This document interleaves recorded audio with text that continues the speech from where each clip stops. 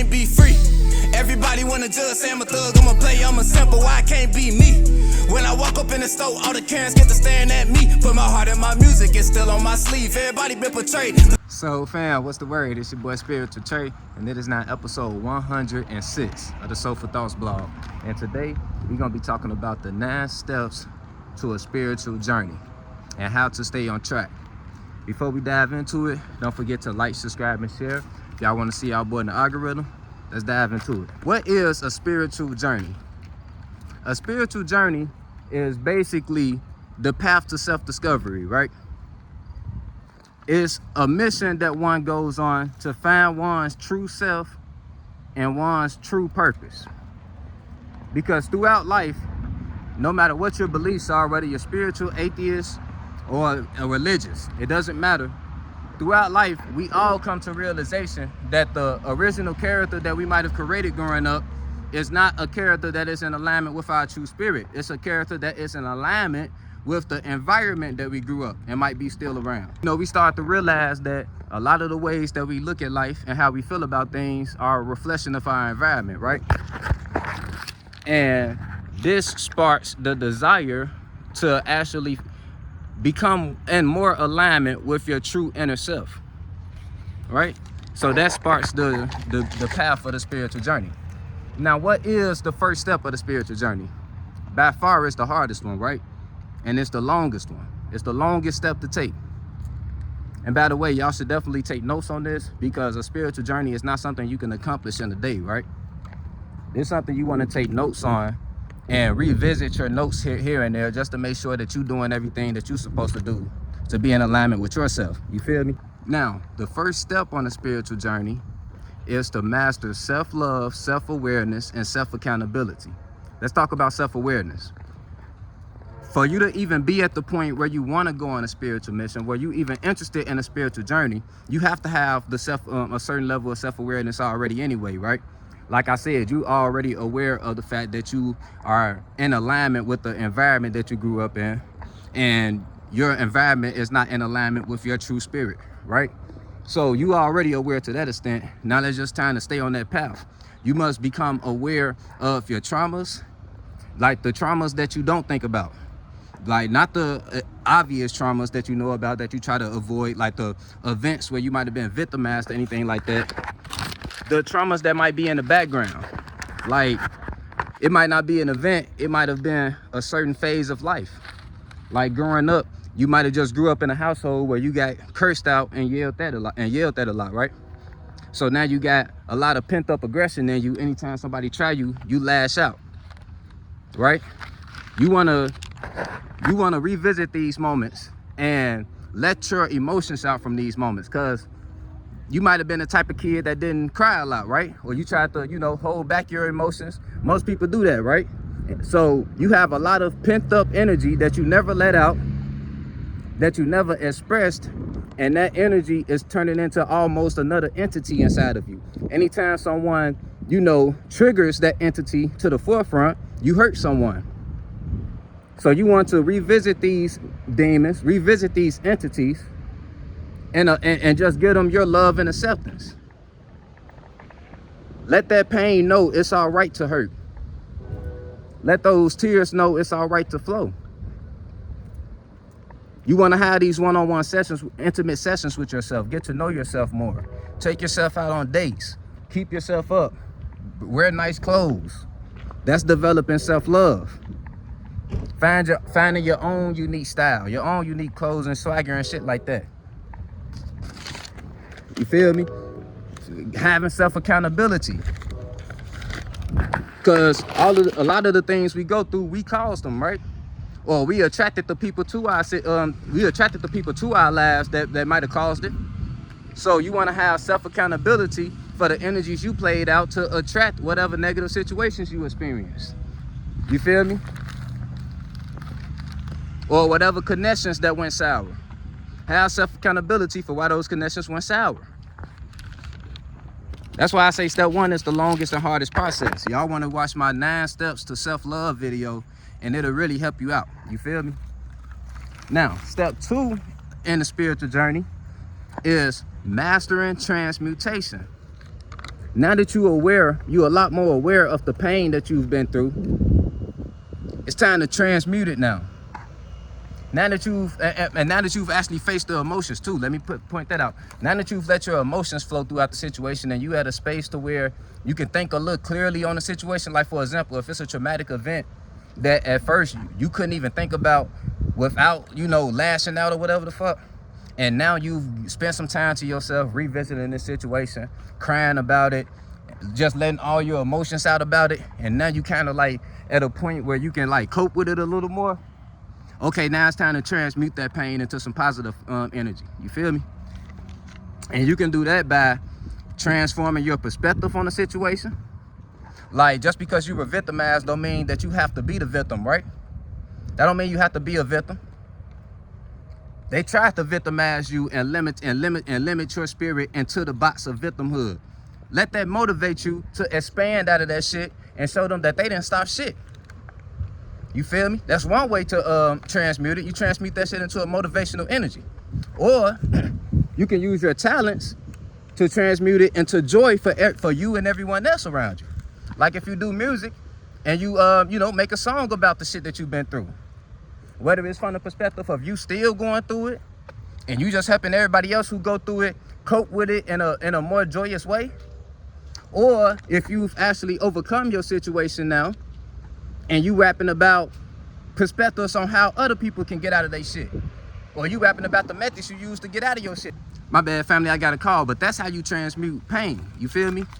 You use perception control and you use your talents to transmute that shit into joy. And in some instances, you can even transmute it into money. Make money off the shit that you've been through. If you're a therapist, if you're an artist, if you're a teacher, a coach, anything like that. You feel me? Now, step 3 in the spiritual journey is to master the craftsman perspective. Why? Because everyone is in their reactive energies, right? For the most part, people running around in reactive energies, just running around subconsciously and reacting to whatever life gives them. You must master the art of intent and craftsmanship. As the spirit, you are the crafter of your life, just like you crafted your mind and your body. You are the crafter of your reality.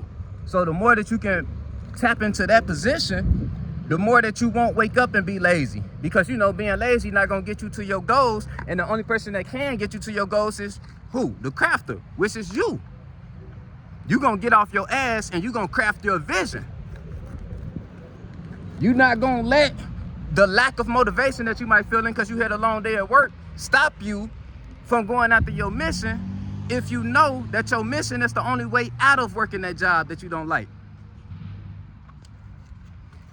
You feel me? You got to get out the reactionary mind and tap into the craftsman mind. Craft out your life like it's the most important project it is to you, because it really is. You feel me? So yeah, that's step number 3, mastering the art of craftsmanship. Mastering the perspective of craftsmanship, sorry. Now, step number 4 is to develop intent to craft out a purpose. This is simple. This is just a mindset shift. If you don't already have a purpose with your life, develop intent to craft out a purpose. And listen, talents are not purpose. We use our talents for our purpose. Remember that. So if you got talent, that's you already halfway there. Now just think about how your talent can affect people, and there lies your purpose. Step 5, detach from comfort, validation, expectation, and false personas. We already talked about the false persona you made, and you already aware of it. Otherwise, you wouldn't even want to go on a spiritual journey to find your true self. So you know you crafted out a fake persona. So you must detach from that, and the only way you can do that is if you detach from the validation that you get from having that character. You know, your friends might be on a certain type of time that you were on, but now that you're trying to grow and establish yourself in other areas, you might lose friends because of that, or you might receive resentment because of that. You can't let that stop you from your mission. You got to keep going and not give a fuck what nobody think. That's hard when you got a big heart, trust me. You got to detach from the expectations of others. People might expect you to go a certain path that you've been going down. You got to say, fuck their expectations, because you the crafter of your reality, not them. You feel me? So you have to detach from, like I say, expectation, validation, and all of the comfort that you feel that comes from that. Because best believe, whatever your purpose is, it never fails. It's gonna lie outside of your comfort zone. No one comes into life ready for their purpose. No one. We all have to go through experiences to sharpen our spirit up to go after our purpose, right? So you must detach from comfort in order to grow. Start doing things that you always wanted to do that you might be scared to do, or things that you never thought to do that seem like fun. Start applying for jobs that you probably think you can't do, but you really have an interest in. You know, start doing things where your anxiety might peak when you think about it. Yeah, that means keep going. Do things like that. Like, for example, I want to be a life coach, right? Like, I want real clients eventually. Me working in sales like I do right now, it is sharpening me up for that craft. Cause I'm getting used to talking to strangers. I'm getting used to selling myself and giving people advice on their needs. So I'm crafting myself up to be a life coach, right? You want to craft that, you want to craft up, you feel me? You want to get out your purpose, and get out of your comfort zone and start doing things like that. Which leads me to step 6, which is center your life around your purpose. Everything you should do should be within the spectrum of your purpose. So that means if your purpose requires discipline, you should have a very disciplined routine that you do every morning. You feel me? If your job should have some type of alignment with your purpose. It should be sharpening up some attribute of yours that's gonna help you, perform a lot better within your purpose. You feel me? Like, everything you do should center around getting you closer to the person that you want to be that will align you with your purpose. That's step 6. Step 7 is now hold on, before we get to step 7 through 9, this is really all you guys need, steps 1 through 6. If all you are looking for is to find yourself and find your purpose, all you need is steps 1 through 6. But if you're trying to have a little more power over your life, and just a little more intent, and you interested in being a spiritual magician, keep watching the video. Now, step 7 is to at least learn the basics of astrology. And this is just so you guys can have a higher knowledge of the beings that live above us, the beings that we are in alignment to become next. Because the same way humans can train animals, atmospheres train humans. Atmospheres literally influence the entire makeup of our being. And smaller atmospheres influence our actions and shit like that. Like, for example, a human gives off a vibrational field. That's basically what an atmosphere is. It's a vibrational field. It's like the mood, the underlying mood over a person or an environment. You feel me? That's what an atmosphere is. A vibrational body. Us humans have vibrational fields that we give off, right? You might feel a certain vibe from a certain person, and they might their vibe might bring out the true, genuine you. But then you get around another person and feel their vibe, and they might make you constrict yourself, right? So depending on the vibe you're feeling, that's how you're gonna react to whatever is giving off that vibe, right? Right. So if a human can influence your vibe, you don't think that a big ass planetary body can influence your whole fucking makeup of your personality and how you react to life and shit like that? Okay, then that makes sense, don't it? So you want to get into this so you guys can it'll give you a higher spiritual understanding of what life really is and how this shit really go. And then when you learn how the moon works, you can get into step 8, which is developing your own rituals and spells that align with your purpose, your mission that you're on. Because throughout the way, along the way, it's going to be certain attributes about yourself that you want to shed. And there's going to be certain attributes that you want to gain, to build up this new you, right? So you want to do certain rituals that kind of like train your subconscious mind to be in a certain space to where you're carrying yourself in a certain way and reacting to life in a certain way that you desire to, right? Like you really want to, like new moons are really for like gathering new abilities within your spirit, right? So if let's say you want to gain the ability of discipline on a new moon, a great ritual will be, I talked about this in other videos, walking around with a rock in your pocket throughout the day. You feel me? And that just because in your mind, that rock will symbolize the stable foundation that you're trying to build for yourself, the discipline that you're trying to construct for yourself. Because what are rocks? Rocks are very stable, right? They're pieces of earth. They're stable, right? Right. So you want to do something like that, and that'll like, when you leave the house with that type of intent on your mind, it's gonna have your spirit in a space to where you're just gonna be reacting to situations from a much more disciplined mindset. Like if you're trying to stop smoking and you got that rock in your pocket, you might actually tell your friends, nah, I'm good, when they ask for a session. But yesterday, the desire would have been too strong and you'd have been like, all right, come on, let's kick it. You feel me? It's just to like give yourself little certain subconscious reminders when you do rituals and shit like that. And on full moons, you do spells to protect whatever that you have, you know, gained throughout the phase from the new moon to the full moon. Like, let's say you, like I said, you trying to gain discipline, right? So from the new moon to the from when it transitions from the new moon to the full moon, when it's waxing, throughout that phase of waxing, right? Let's say you've gained pretty good discipline. Like you let's say you started a new morning routine and all of a sudden you're not as lazy as you used to be, right? Okay, so on the full moon, you will protect that energy you have by doing a ritual, a spell where you might write laziness down on a piece of paper and burn it and just meditate while it's burning. But you know, before you do that, you set the intent to actually burn laziness out of your body. You feel me? That's a certain, that's an example of a spell. It's kind of like you do spells when you have certain intent to gain energy or to shed energy or something like that, or to protect the energy that you have gained. You feel me? So yeah, that's step 8, developing your own rituals and spells that align with your purpose. And remember, you do rituals on new moons and spells on full moons.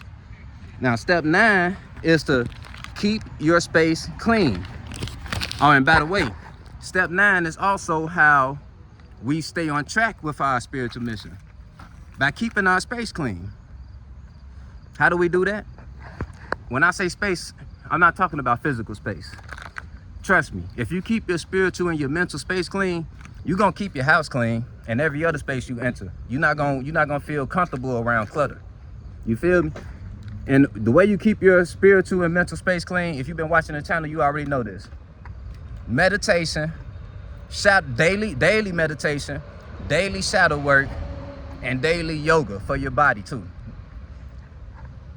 You feel me?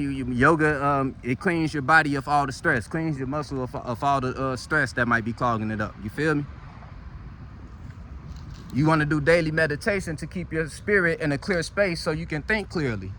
So you can stay in the space of whatever rituals that you did a week or two ago or whatever it was. You meditate daily. Trust me, it's gonna keep you in that clear space to where you won't forget about that energy that you're trying to harness. If you do meditation, if you do shadow work daily, it's gonna stop stress from being able to build inside you. Because whatever stress you went throughout the day, you already revisited that stress and you gained a sense of thankfulness for it. Because you know, if you weren't at this job anyway, life will be harder, for one, and for two, you know that job is building up your character to attack your purpose. So whatever stress you went through is actually worth it, because it's just the stress of going after your spiritual purpose, right? Right. So you're gonna be able to visit the stress you've been throughout the day and just be like, man, I'm thankful I went through it though. Or you might argue with someone and do some shadow work, and from an unbiased perspective, just sit to yourself and think on it from an unbiased perspective and come up with the conclusion that you were probably wrong in a situation. And you can apologize the next day and y'all be good. Or you can think about a more clearer perspective on how y'all can come together without it being any friction. You feel me? Without it being any, fighting or anything like that having to go down. You will come up with the right words to say to them that next day. It's just all about clearing your mind and checking yourself every single day. That's how you stay on track with your spiritual mission, and that's how you take your last step of your spiritual journey into wisdom. It's your boy Spiritual Trey, ladies and gentlemen. Remember, you are not your mind. You are the spirit that's forming and creating your mind. Trust me, we all created a false ego, a false mind before, a false personality. We all were a reflection of our environment at some point. But now that you're aware of the false energies that you might have created, take your time finding and first off, take your time detaching from those energies. Then take your time finding the true energies that has been residing in you from the start. Spiritual Trey, ladies and gentlemen, love you.